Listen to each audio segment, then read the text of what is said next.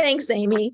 I am so excited. I'm so fortunate to be able to share this session with these panelists to discuss our theme. It takes a team to promote progress for students with disabilities. These panelists are going to share their perspectives and stories with a focus on what it takes to implement high quality educational programming that promotes progress for students with disabilities as a team. So Mia's going to go in and pin all of our guests, but I learned by meeting with them that it's best to have them introduce themselves because that becomes awesome. They have so much more to say about what they do than I could ever begin to tell you. But I'll give you a little hint to start. We have Billy Pickens. He's a young adult and he works at the ECAC, Exceptional Children's Assistance Center. We have Nicole Bucka, who is a parent, and she also is an implementation specialist in Rhode Island. Sherry Dukes is Director of Student Services for J.O. Combs Unified School District. Andrea Boykin, Manager of Assistive Technology in the District of Columbia Public Schools. And then we have Amy Campbell, who's a special educator and was the 2020 Washington State Teacher of the Year. Now, we're flexible, we are educators, and I'm going to say that Sherry and Andrea may have to join us a little bit later. Being in the school districts, Sherry's school started 3 weeks ago and she had an emergency this morning, so I'm hoping she's going to pop in as soon as she can. Same thing with Andrea. She's being called as an expert witness, and that was a last minute thing, and she's hoping to be done in time to join us. So, we're going with the flow today, but we have some awesome panelists, the other three here with us.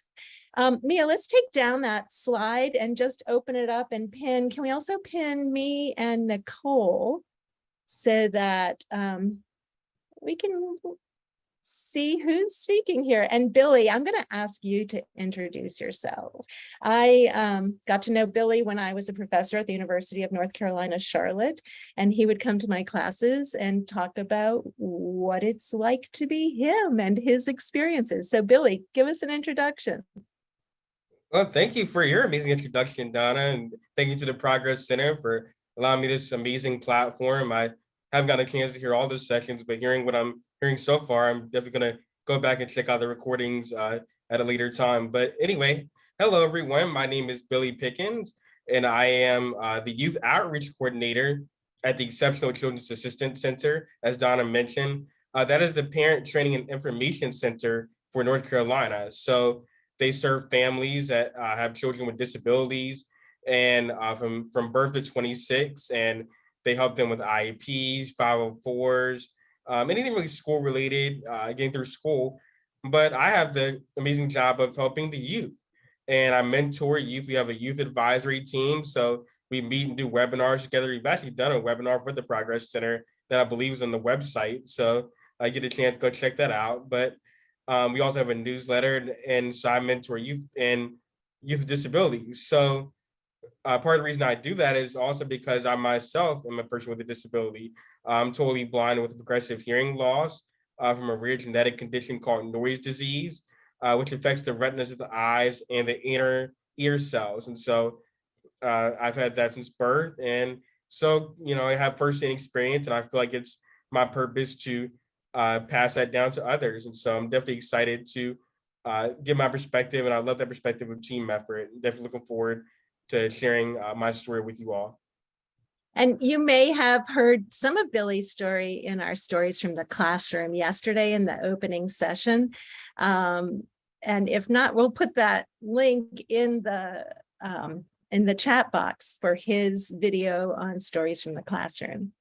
So our next, Nicole, I don't think you're pinned right now, but I see you there, Nicole Bucka. Why don't you go ahead and introduce yourself?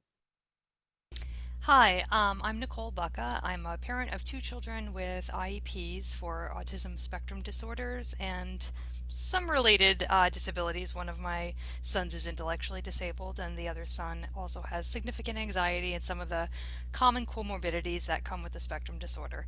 As a parent, I was an educator, special educator before I had children with disabilities. It's been a very interesting evolution for me to experience it on the other side of the table, you know, even though we're all on the same table. But I've learned a lot, and I just recently have even expanded into running for the school board in my community, because that's how much I feel that the lens of children with disabilities is not really a focal point systemically. So I look forward to sharing with you my reflections today. Thank you. Thanks, Nicole. And next we have Amy Campbell. If you could introduce yourself, Amy, that would be great. Thanks, Donna. So my name is Amy Campbell. My pronouns are she, her, and I want to give just a super brief visual description of myself for participants. I'm a white woman with brown, straight hair about shoulder length. I have purple rimmed sunglasses and a slightly larger than average nose. And I'm joining you from Vancouver, but I teach in Camas, Washington, and this is my 15th year as a special education teacher, serving students with moderate to profound disabilities. And my job has changed a lot over those 15 years, in part because of what I'm doing, but then the investment also of the community I work with, my families, my students, the administrators, the other educators. So when I first started teaching, it was a very self-contained program, and now we do, I would consider us an inclusion program, but we call ourselves something a little bit different. You know, programs end up with names. So I don't have my students, I share students in the school. There are students, and it's a really fabulous experience. And my work around inclusion brought me recognition in 2020 as the State Teacher of the Year. And I've got to spend the last few years really advocating around inclusionary practice. And I've gotten a lot of fun experiences that have helped me understand the impacts we can have at a variety of levels. Nicole, I love that you're running for school board, because they're all the way, I don't even want to say top and bottom, because there isn't a top and bottom, it's lateral. It should all be equal contribution, family and policy, community. We're all making an impact. So that's me. Thanks, Amy. And while you're talking about that, you were just invited by the state to, you want to talk about your work in attracting and retaining special educators, and what the state invited you to work on? Oh dear, which project is this? So I was just I do a lot of things. Are we talking about, I was recently appointed by the governor to be on the Professional Educator Standards Board. Yes, that's what I'm talking about. Yes, and that has just been amazing. And a passion of mine, right? How do we bring this special education perspective into the decision-making around teacher credentialing? And so how do we bring that into the conversation? What do we need all educators to be able to understand, to be able to serve all students? And so I went to my first PESB meeting with the state of Washington, and it was very exciting. And that's so important, right? I mean, it's nice to see all that extra work you're doing there. I'm gonna turn to Billy for a second, because he was so instrumental when I was teaching pre-service teachers at the University of North Carolina, Charlotte. He would come into all of my intro to special ed classes and tell his story. And one of the things that really stuck with me was that he would write letters to his teachers. I think it started, was it in middle school or high school, Billy? Started in middle school. In middle school, to say what he needed.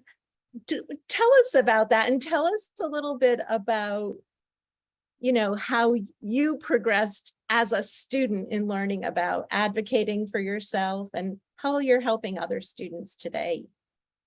Absolutely. So a little bit of backstory. I chose to go to a public school. So I was in a mainstream classroom, really from kindergarten through 12th grade. However, the first few years of my schooling, I was also getting help from the TVI, which stands for Teacher of the Visually Impaired. So I would go to the TVI room, I would learn Braille, I would learn O&M skills, which stands for orientation and mobility. Actually, I started that in preschool. But I would learn how to use a cane and how to navigate hallways and navigate outside independently. So I was learning all these things. But I think one of the things that early on, naturally, I didn't focus on, and I knew how to share my disability with others. I knew how to talk to people. But when it came to asking for what I need, wasn't really and still not a very confrontational person. So I wasn't always out there expressing my needs or talking to my teachers. I let my teachers and parents do it for me because that was the easiest route. I didn't go to my IEP meetings at that point. So in elementary school, this really worked. It wasn't really a huge issue in elementary school. But then I got to middle school, and there really began, as the work got harder, especially in certain subjects like math, which is a very visual subject. It really became difficult because my teachers and parents were communicating, but there was little communication with me specifically. And at the time, I didn't always know what I needed, but at least I knew what may have worked for me at that time. But being that I wasn't confrontational or didn't want to address it, I didn't say anything. And it really led to a big communication breakdown where it got to the point where my parents were ready to remove me from public school, put me in the school for the blind. And I was, pretty upset about that. I was like, I don't want to leave my friends. I have all these people I've met here. And so one of my teachers actually stood up for me. One of the things that he said that really stuck with me, my math teacher, he told my mom, and I wasn't in the meeting to witness this, but apparently he told my mom that that she was basically keeping me from succeeding by not allowing me to have a voice. And it really made me realize the importance of my voice and the importance of speaking up. And so when I was in seventh grade, got through that year, when I was in seventh grade, my VI teacher started mentioning advocacy. And I never really heard the word before, but she said, you need to start speaking up for yourself and sharing yourself with your teachers. And I said, I'm not really someone who likes to verbally speak up all the time. So she suggested you should write a letter. And so I started writing letters to my teachers. I started talking about my accommodations, what I needed. But most importantly, I said, if you have a question about me, it's important that my parents are involved. It's important that my teachers are involved. But let's work together. Let you and I work together directly to come up with a solution. And it really made teachers feel comfortable communicating directly with me and really made me have that one-on-one relationship with teachers, which really helped them really show me that they cared and helped us work together to find solutions. And that worked for me. And so I wrote letters all the way through high school and all the way up through college. And it was something that really helped me have that one-on-one communication with teachers and feel more comfortable expressing my needs and accommodations. Thanks, Billy. It makes me think, and Nicole, I thinking about your boys and, the kind of inspiration that perhaps, at least with one of your students, I think one of my biggest regrets as a teacher was that perhaps I didn't help students speak up for themselves as much as they could.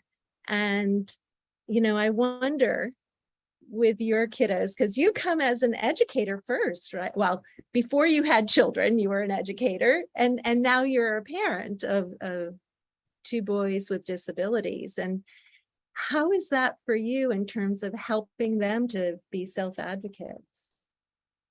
Thanks. I think, similar to what Billy was describing, my older son is typically, previously had been in public schools, and he had been in inclusion, general education classroom all day long. And similar to Billy, he wasn't feeling ready to advocate for himself. Every year I would ask him to come, every year I would encourage it. I did want to share with you that, similar to Billy, before my son felt ready to advocate, which he started recently, but he's only going into ninth grade, I used to do, and I just dropped the link in the chat, I used to do all about Ethan. That's his name. I'm comfortable sharing his name. And I used to do this because I think one of the challenges that I was previously a high school special educator. But I didn't realize as a parent how incredibly challenging it is for students who have behavioral needs, behavioral type disabilities, and social type disabilities to have 7 different teachers all day long who have all different expectations, often unstated. So my son, I mean, imagine someone who has trouble with social cues, but has to change socially every 50 minutes. And that's just the adult, not even the peers. So like many kids on the spectrum, he started to develop a lot of anxiety and behaviors that resulted from that fight or flight experience. So I would ask for my son's input into this one pager front and back, which I know is a lot. And I would say to him, like, what picture do you want to put? What strengths do you want me to tell your teachers about you? And then I would share this. And I did find it really helpful. And then as far as it was helpful, it was still a unique challenge to have to support, to be in an environment that I think presents challenges for both the student and the adults to meet the kids' needs like they want to, but it's a uniquely challenging environment. The other thing I would say about that would be that now he's in a smaller setting, a smaller program that is created for behavioral reasons, even though he's very intelligent. He had very similar to Billy's parents. I had to make a decision. And he's doing a lot better because I think that sometimes the team, the team has to also acknowledge when they can't meet the needs, right? Like, so there's a need for something. We tried everything we could and it can't be accommodated. We need to actually think about placement. We need to think about modifications. Now, for my younger son, he's nonverbal. So I think the advocating for himself is very, very different. I think you can see that. Hopefully you can. So one example of this is, I would say that my son speaks with Prolo Go, an app used to speak. And I would say that, one of the things we've done are, first of all, collaboration and wraparound with his home-based providers is, like, bar none, the most important thing. School and home working together is so important. But whenever Owen presents with a behavior, like something's happening because he's trying to say, I don't want to do this, then we have to work together with the speech provider to say, okay, we got to show Owen on Prolo Go how to say, I don't want to do this. And then behaviorally, we have to reinforce that no matter what, so that he learns the functional communication, even though you don't want to give him that choice, right? But, even beyond that, we need to train his peers. And I find that training his peers trains the gen ed teachers as well. So what I put in the chat, because it's something the teachers loved and the staff, my team, really appreciated, was instead of Valentine's Day cards this year, I wrote a book with Owen, and the book is all about my friend who has autism. And what I really liked too was that this book will go home. So the school put it on the projector and, like, read it with the class, and then they brought the book home and they'd read it with their parents. And so, very similar to Amy, who I know wants to talk, I have come to learn the importance of how much the whole community needs to learn these things. And I try to, part of my being on a school board is trying to build that awareness. It's like, when I go to the library with my son and your kids stare at him because they don't understand, and you teach them to turn away and walk away, that's really hurtful. And so I'm trying to, rather than focus on telling people it's hurtful, I'm trying to focus on what would be what I want to see. Okay, I'll stop. Thanks. I love you so much. And Amy, I'm sure Amy has a lot to say about this, because, if you see her stories from the classroom, it's about that. How do you, communicate with the families and keep, it's an equity issue about making sure that all students connect and are heard. So Amy, I'm going to pass it to you. And I'm sure you have some things to say. Listening to all of this, it resonates. I think that for me, as I was listening around, first of all, the advocacy, and I think about the ways that as I've moved to a more inclusive model, it's really forced me to consider, especially for students with significant disabilities, non-speaking students who are using AAC devices, how am I aligning their reading and writing and math IEP goals to the Common Core. And when I really look at what we're teaching students in the general education setting, we're teaching them, especially at the earlier grades, but there's a thread throughout the Common Core state standards around narrative writing. And when we think about writing narratives, we're thinking about writing our own stories, telling our stories, talking about ourselves. And I think, so that's been really powerful for me. And then aligning that, again, wrapping with that speech language pathologist, using the AAC devices to really help students understand, all students, how to use this device to tell about your experience. And we've been using a few methods because I absolutely agree, Nicole. We need to demystify the AAC devices, and we need to create this these spaces where they're just seen as clear as common communication. So in my program, what I like to think of Mrs. Campbell's classroom is just another classroom. So we do social skills. I lead social skills groups, game playing and other social skills where students from general education classrooms come in and receive similar instruction in social skills, or and these are students who haven't necessarily been identified, but they get an opportunity to come have a lesson in my room, which is really them getting to learn how to play maybe a board game like Caribou with a student who's non-speaking using the AAC device. So we're all practicing together on AAC devices, and kids are fast and fluent. They learn those patterns to find words quickly. And it's so validating, I think, for students who use these devices to see them being used by a number, like this voice is valid. A lot of people are using it, and they can communicate with their peers. I also think about how we're building in as communities. I think a lot of people ask, where do we start with inclusion? And I'm super excited about social emotional learning in classrooms right now, in community circles, and the ways we're talking to all students about sharing about their experiences, because absolutely we need individuals with disabilities to be able to advocate for themselves and tell about what they need to be successful. But I would argue that all students in schools will benefit from the opportunity to be able to contribute to the community, share their experiences. And this is how we're going to build empathy, I think, from our educators and other students. The more I hear from students, the more I'm able to develop my empathy. And so I think starting early in the building where I work, we do community circles in the morning, and the students get to talk about their zone of regulation. I'm feeling red, I'm feeling yellow, I'm green and ready, I'm blue and tired. And so my students, sorry, I'm going, but using these zones, I think all of our students are learning the language of sharing and advocating and hearing, not just saying it, but hearing other people. And I think, how do we start to build those social experiences, and learn about narrative telling, and build in that AAC? And providing the opportunities. I'm sorry that that Andrea isn't here with us yet, so I'm hoping she does join us. But we've had some questions in the chat, and I want to address those as well. So one of the things that Billy included me in when he was graduating from the university was person-centered planning. And one of the questions we had, let me see where it is, David Donnelly was asking about what you'd suggest for getting students to self-advocate. And I know one thing that, Billy, you might be able to talk about is your group of students. And actually, they talk about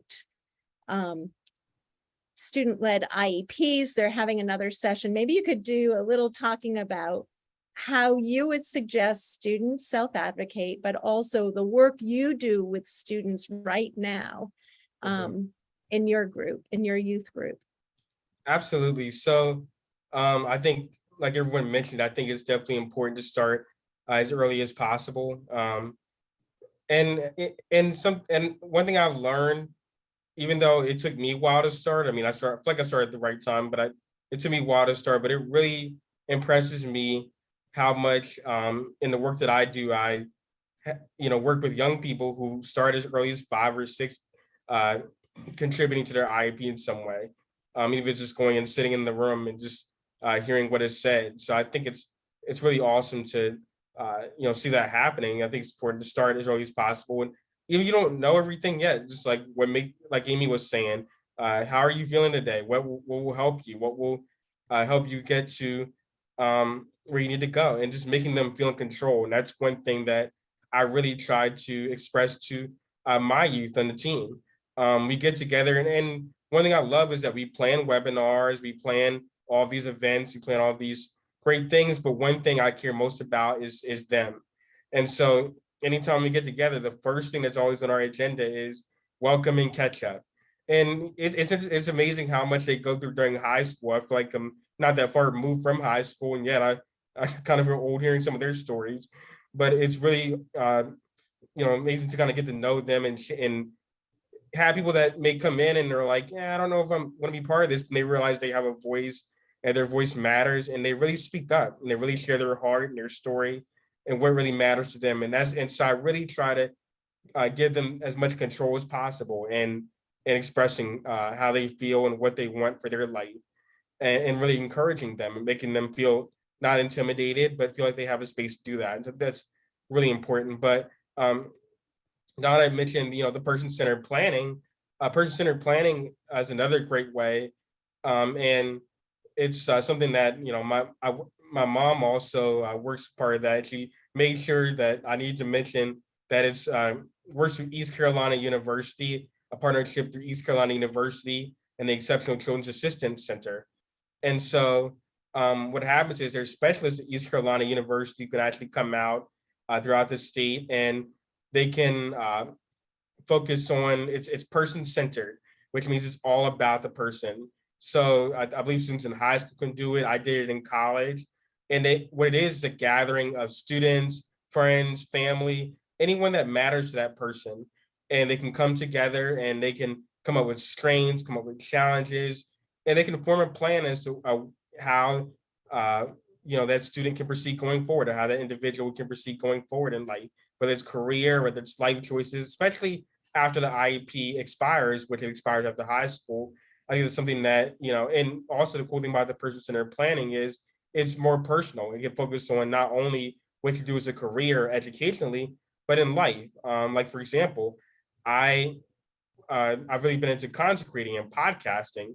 So one of the things that my person-centered planning focused on was how to get me an internship at a radio station. And it just so happened that one of my friends who was there actually knew someone who worked at Seacrest Studios at the Children's Hospital. So I was able to get an internship there.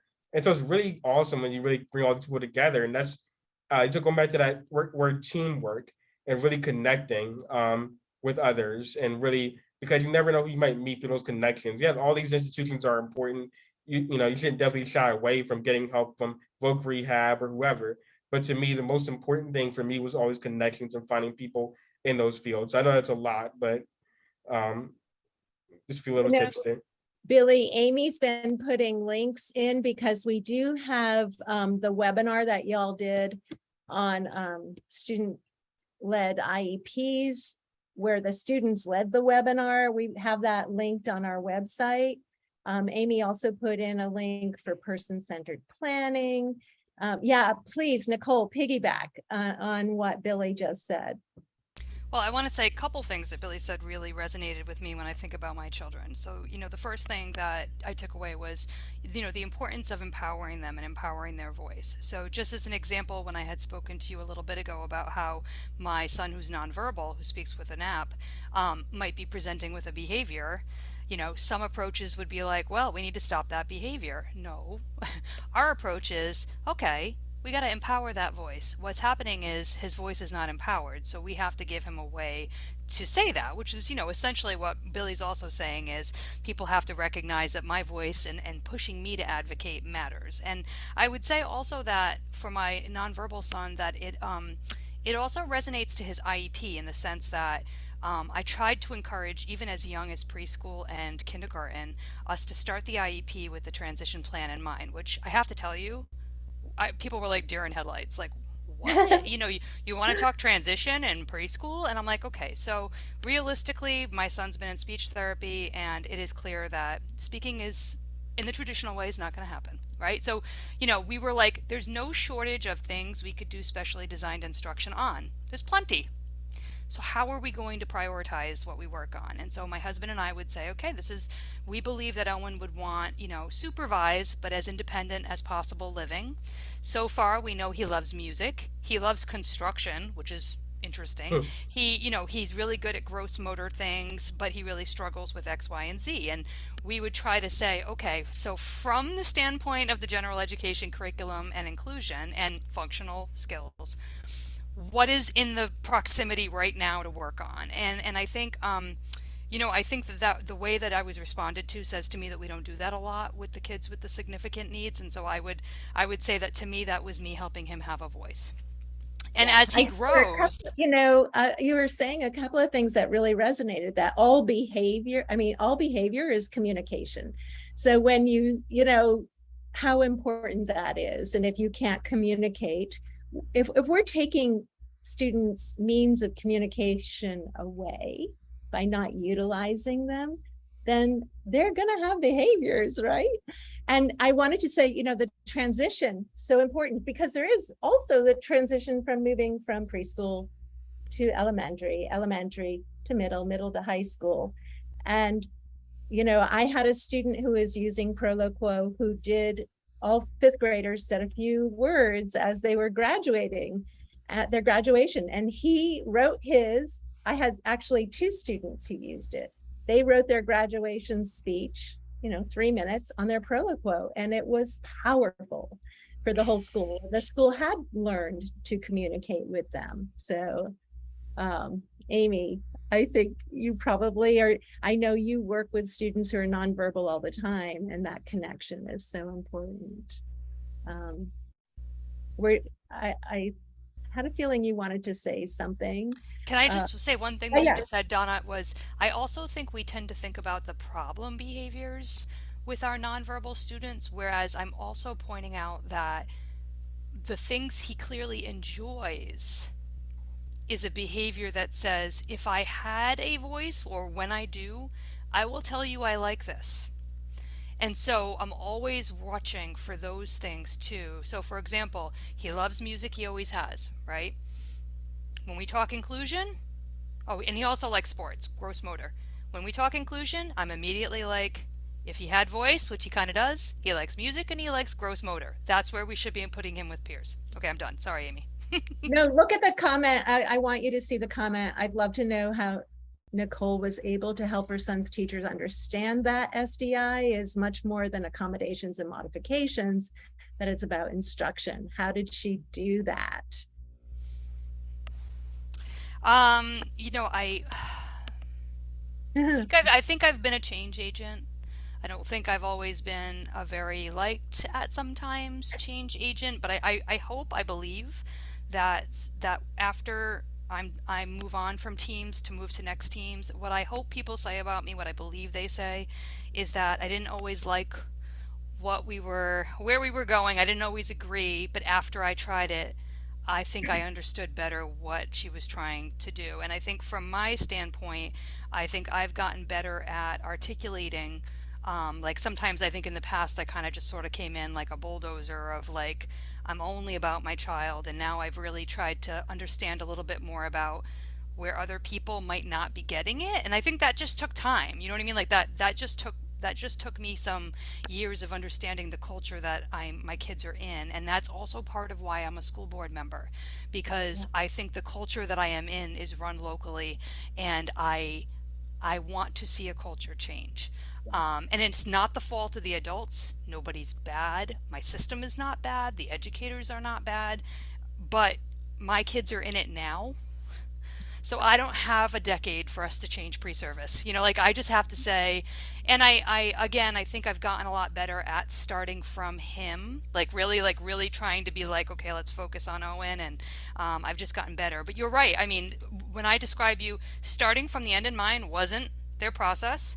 Every team member came to the table with their own thoughts on what we were going to work on. They were all disjointed and like they didn't really have meaningful application in the community. And so it's been a big change. I just want to say we've got a 3-minute warning, and I need a minute just to put people out so they know what's happening for the rest of the day.